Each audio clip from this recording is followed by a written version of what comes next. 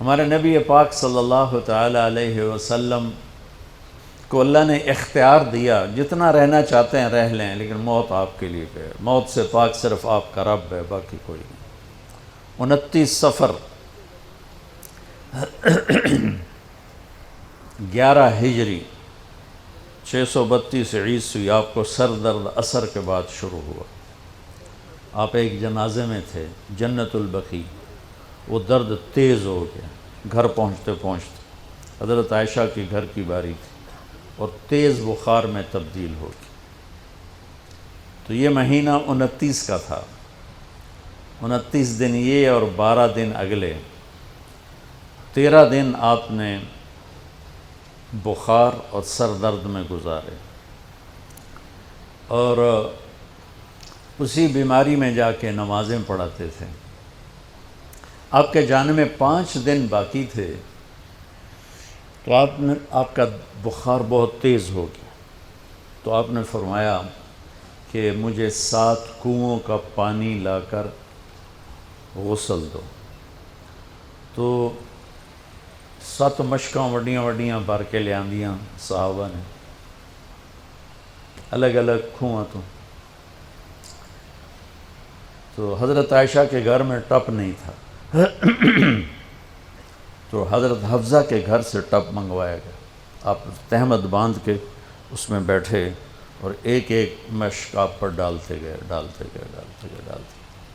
تو اس سے پانی سے بخار کا زور ٹوٹ گیا، تو آپ نے پٹی باندھی سر درد کی وجہ سے، اور حضرت علی اور فضل بن عباس رضی اللہ عنہما علیہم السلام، ان کے کندھوں پر ہاتھ رکھے ہوئے آپ مسجد میں تشریف لائے۔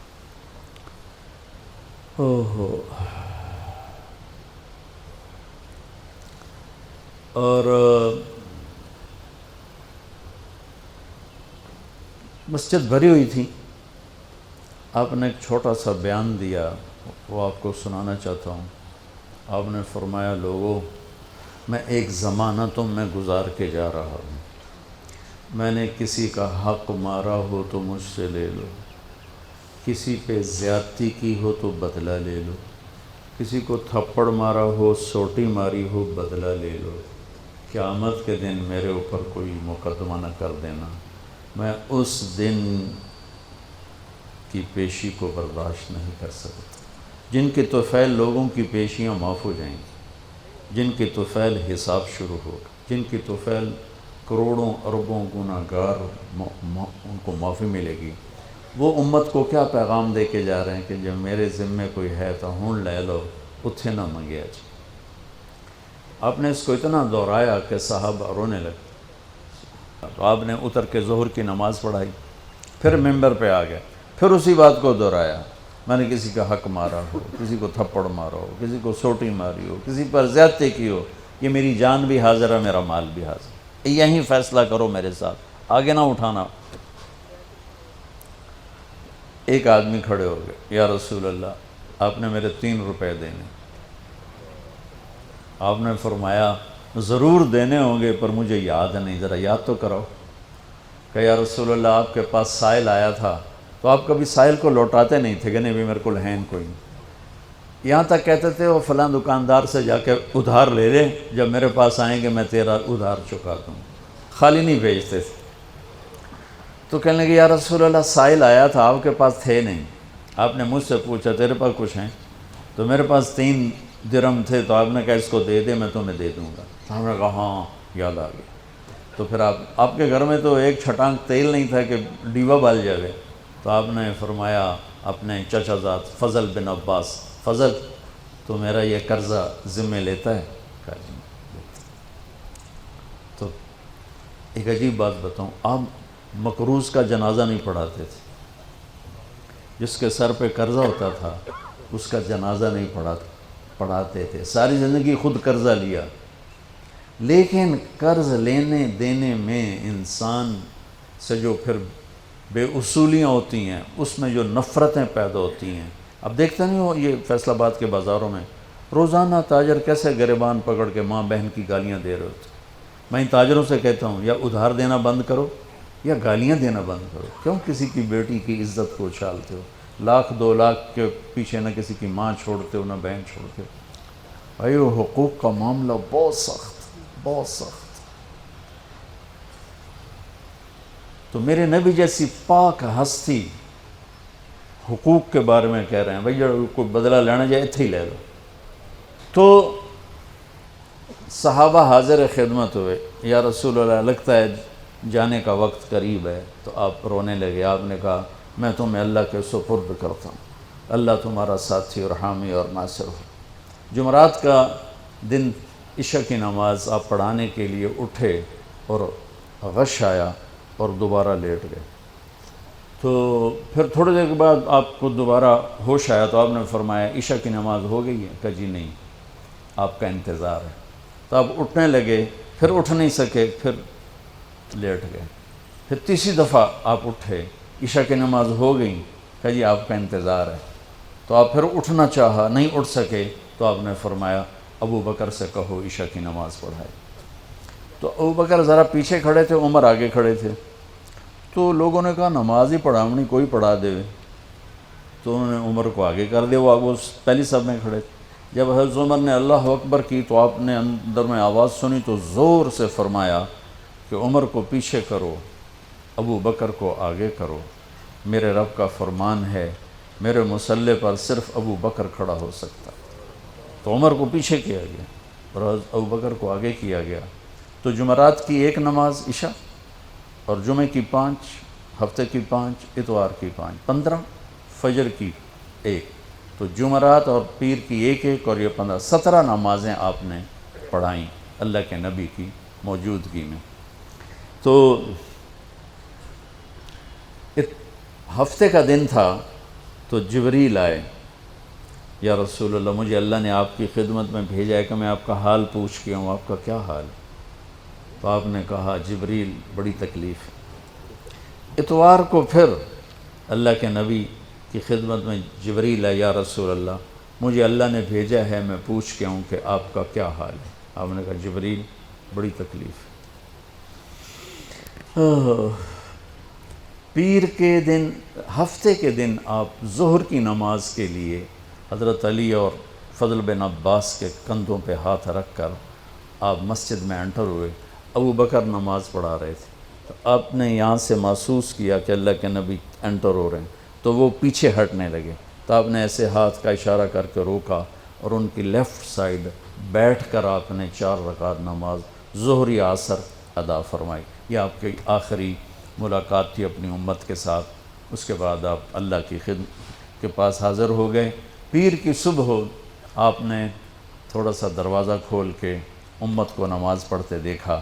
تو جب دروازہ کھلنے کی آواز آئی تو حضرت انس فرماتے ہیں کہ سارے نمازی ایسے بھولے کہ جیسے نماز میں ہم ہیں ہی نہیں، اور سارے اللہ کے نبی کو یوں دیکھنے لگے۔ ایسے کسی کو یاد ہی نہیں رہا کہ ہم نماز پڑھ رہے ہیں، سب یوں دیکھ رہے ہیں۔ جب آپ نے دیکھا یہ تو نماز میں ہی میری طرف متوجہ ہو گئے اور نماز میں کمی آ رہی، تو آپ نے پھر پردہ گرا دیا۔ یہ آپ کا اور امت کا آخری دیدار تھا۔ تو اشراق کے بعد آپ نے یہ 7 جون سخت گرمی تھی اور 12 ربیع الاول 632 عیسوی اور 11 ہجری، تو آپ نے اپنی ساری بیگمات کو بلایا۔ حضرت عائشہ فرماتی ہیں میں نصیب والی ہوں کہ مات فی سحری و نحری، اللہ کے آخری نبی میری ٹھوڑی اور سینے کے درمیان اللہ کی بارگاہ میں پیش ہوئے۔ یہ کیفیت تھی میرے نبی کی۔ یہ اس طرح آپ نے اپنی بیگم کے سینے پر سر رکھا ہوا تھا اور اس طرح نیم دراز تھے آپ، اس طرح۔ تو آپ نے اپنی ساری بیویوں کو بلایا اور ان سے ملاقات کی، کچھ نہیں بتایا کہ میں جا رہا ہوں۔ اس کے بعد آپ نے بیٹی فاطمہ کو بلایا اور ان سے فرمایا کہ بیٹی میں جا رہا ہوں۔ تو وہ رونے لگیں۔ تو ہم نے کہا رو نہیں، سب سے پہلے تو ہی آئے گی مجھے ملنے۔ 6 مہینے بعد بیٹی کا بھی انتقال ہو گیا۔ پھر آپ نے مولا علی کو بلایا، ان کا سر اپنی گود میں رکھا اور ان کی کمر پہ ہاتھ پھیرتے رہے اور دعا دیتے رہے، دعا۔ یہ سب کچھ بڑے سکون کے ساتھ ہو۔ آخر میں دونوں بچوں کو بلایا، حسن حسین، جن میں آپ کی جان اٹکی ہوتی. آپ فرمایا کرتے تھے میری آنکھوں کی ٹھنڈک، میرے 2 پھول، میری دنیا کی بہار، میرے جگر کے ٹکڑے. تو آخر میں دونوں بچے بلائے اور یوں جو لیا نا سینے سے لگا تو ساتھ ہی آنسو شروع ہو. وہ سارا منظر آگے کھل گیا تو بے ساختہ آنسو. ایک دفعہ آپ نے حضرت ام سلمہ سے فرمایا، ام سلمہ آپ کی بیگمات میں سے کہ ایک فرشتہ آ رہا ہے جو آج تک کبھی نہیں آیا، پہلی دفعہ آ رہا ہے مجھ سے ملنے، تم دروازے پہ کھڑی ہو جاؤ، کسی کو اندر نہ آنے دینا. وہ کھڑی ہو گئیں. تھوڑی دیر میں کہیں سے امام حسین آ گئے کھیلتے ہوئے. وہ اندر جانے لگے، انہوں نے روک لیا. روکا تو وہ رونے لگے، روئے تو انہوں نے چھوڑ دیا. تھوڑی دیر کے بعد اندر سے زور زور سے رونے کی آواز آئی اللہ کے نبی کی، تڑپ تڑپ کے رونے کی آواز. اندر گئے تو کیا دیکھا کہ آپ نے حسین کو یوں سینے سے لگایا ہوا تھا زور سے، اور یہ آپ کی کیفیت تھی، ہل ہل کے رو رہے اس طرح. پوری باڈی آپ کی غم کی وجہ سے ایسے کانپ رہی، شیورنگ تھی ایسے. تو حضرت ام سلمہ نے پوچھا یا رسول اللہ میرے ماں باپ قربان، کیوں رو رہے ہیں، کیا ہوا؟ کہا یہ فرشتہ میرے پاس کھڑا ہے، مجھے کہہ رہا ہے آپ کو اس سے بہت پیار ہے. میں کہہ رہا ہوں ہاں. مجھے کہہ رہا ہے آپ کی امت ہی اس کو ذبح کر دے گی، اور مجھے وہ مٹی دکھائی ہے جس میں اس کا خون گرے گا. تو وہ ان دونوں کو گلے سے جو لگایا نا تو بے ساختہ آنسو. پھر ان کو بھی رخصت فرما دی. بس ان کے جانے کے تھوڑی دیر بعد جبریل آ گئے، آ کے کھڑے ہو گئے. آپ نے فرمایا کیا بات؟ کہنے لگے جی باہر ملک الموت کھڑا ہے، اندر آنے کی اجازت چاہتا. آپ نے کہا آ جائے.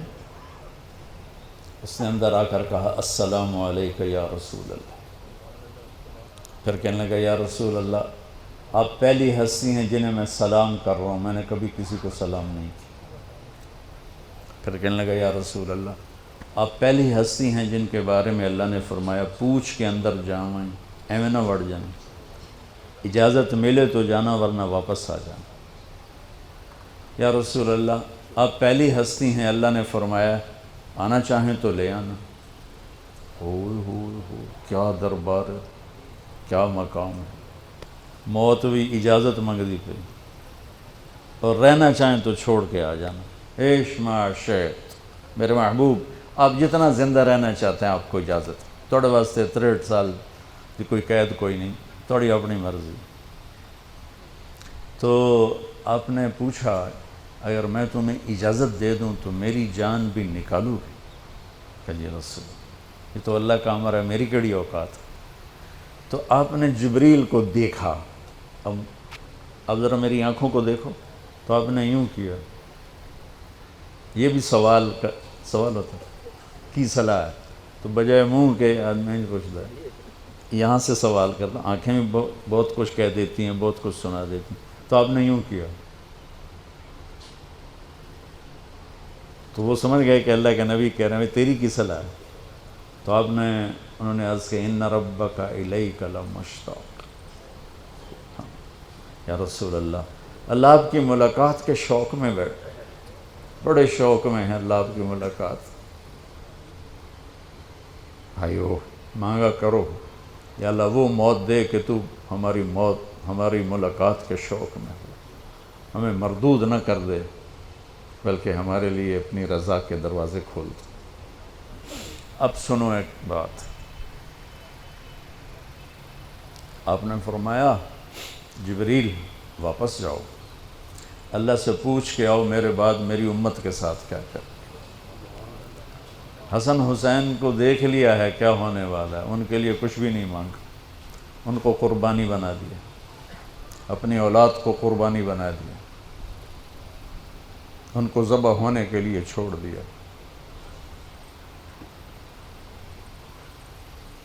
اور تمہارے لیے ہاتھ اٹھا دیا کہ پوچھ کے آ پہلے میرے بعد میری امت کے ساتھ کیا کرے. سن لو میری بات، میرے رب کی قسم، عزت و جلال کی بریائی کی قسم، اگر میرے نبی یہ بات نہ اٹھاتے تو آج ہم باندر اور خنزیر اور کتے ہوتے، انسان کوئی نہ ہوتا. ایک مچھی کھادی آئی موسیٰ علیہ السلام دی قوم تے اللہ باندر بنا چھڑے سے کونو قردتن خاسئی قرآن بندر بن جاؤ ذلیل و خوار ہو کر. اور پابندی کیا تھی؟ ہفتے نو مچھی نہ کھاؤ.